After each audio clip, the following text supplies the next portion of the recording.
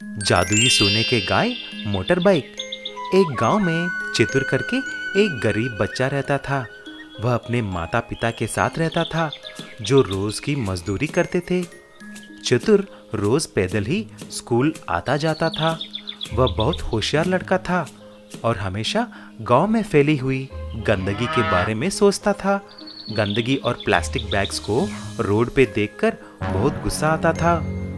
छह, ये गांव वाले जब भी देखो रोड पे प्लास्टिक बैग्स डाल रहे हैं, इनको कैसे समझाऊं?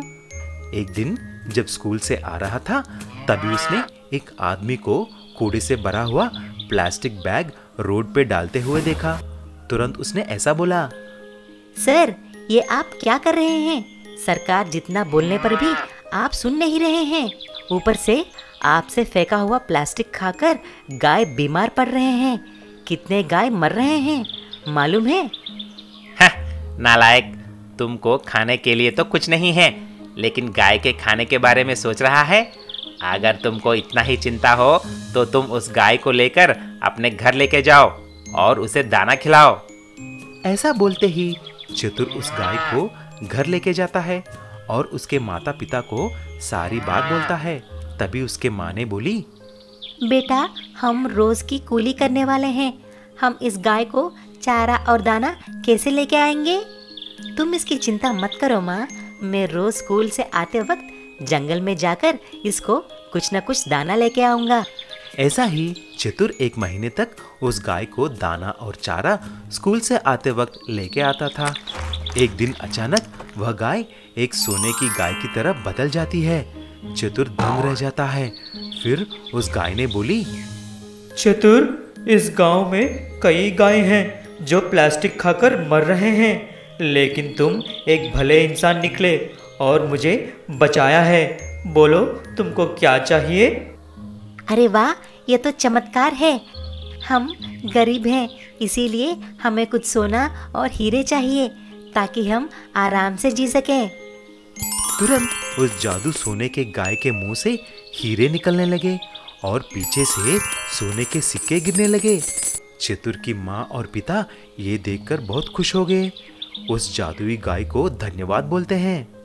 अब बोलो चतुर, तुमको और क्या चाहिए?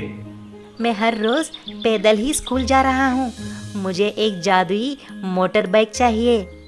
ऐसा पूछते ही वह गाय एक जादुई सोने की गाय मोटर बाइक की तरह बदल जाती है और उस दिन से हर रोज चतुर उस सोने की गाय मोटर बाइक पे ही स्कूल जाता था। सारे गांव के लोग चतुर का गाय के ऊपर दिखाई हुई दया के लिए तारीफ करने लगे।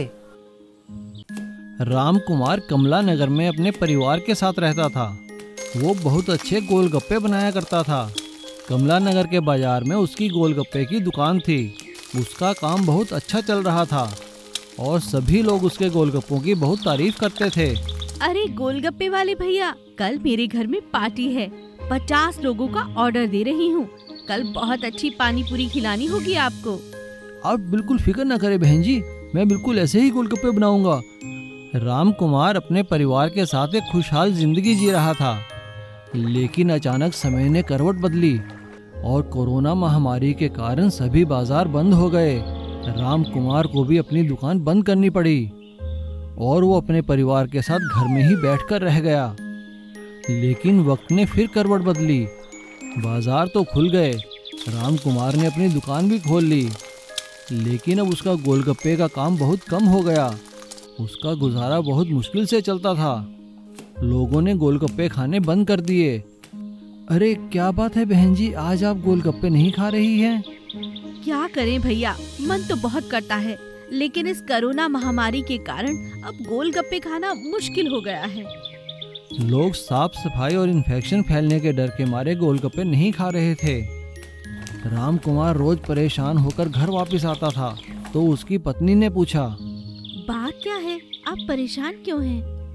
क्या बताऊं कमला, लोगों ने गोलगप्पे खाने बंद कर दिए हैं। अब बताओ, मैं अगर हाथ से गोलगप्पे ना बनाऊं तो कैसे बनाऊं? राम कुमार और उसकी पत्नी की बात उनका बेटा चिंटू सुन लेता है, जो कि एक कॉलेज में पढ़ता था।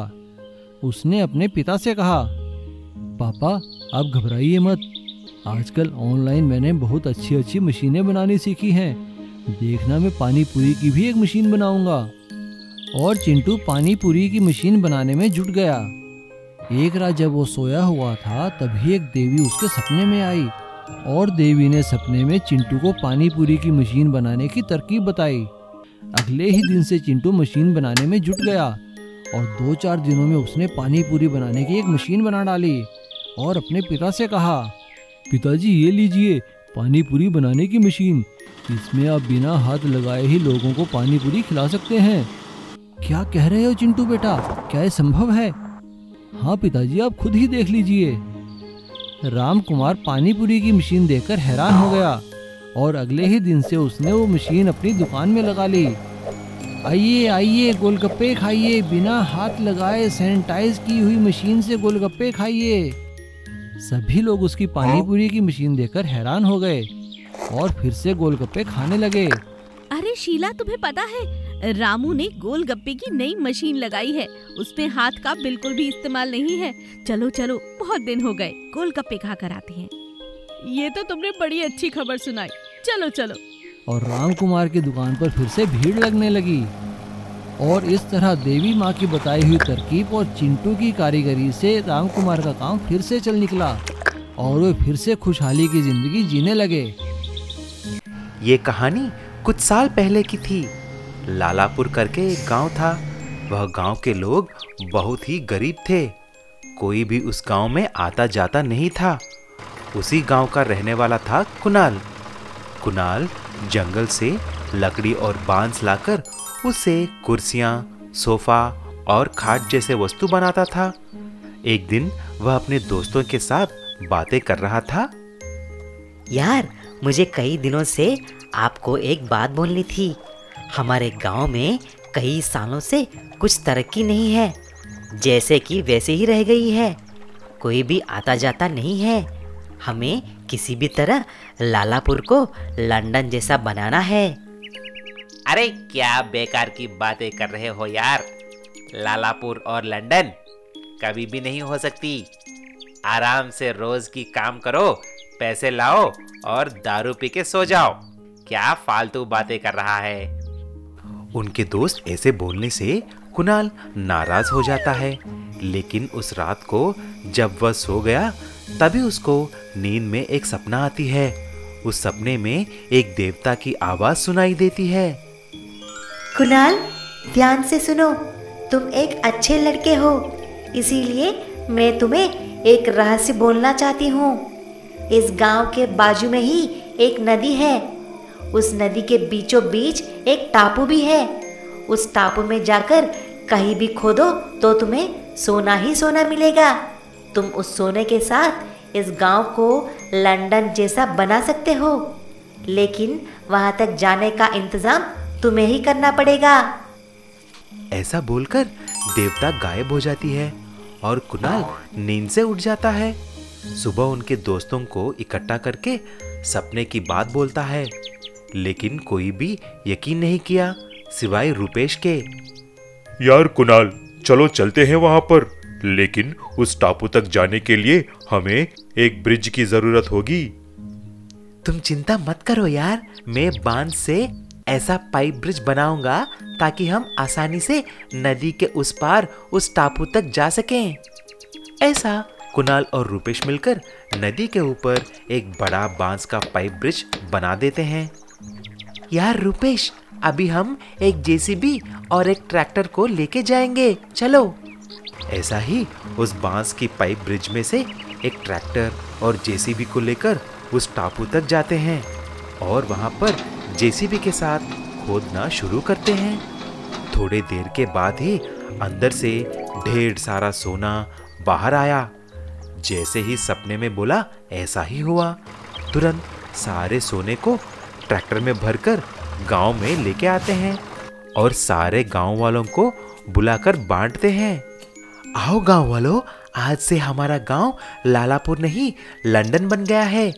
मैं आज से ही जो कुछ भी सोना बचा है उसे बेचकर बड़ी बड़ी इमारतें, bridge, cinema hall, shopping mall सब कुछ बनवा दूंगा। ऐसा कुणाल की जादुई सपना और बांस की पाइप ब्रिज से लालापुर लंदन जैसा बन जाता है।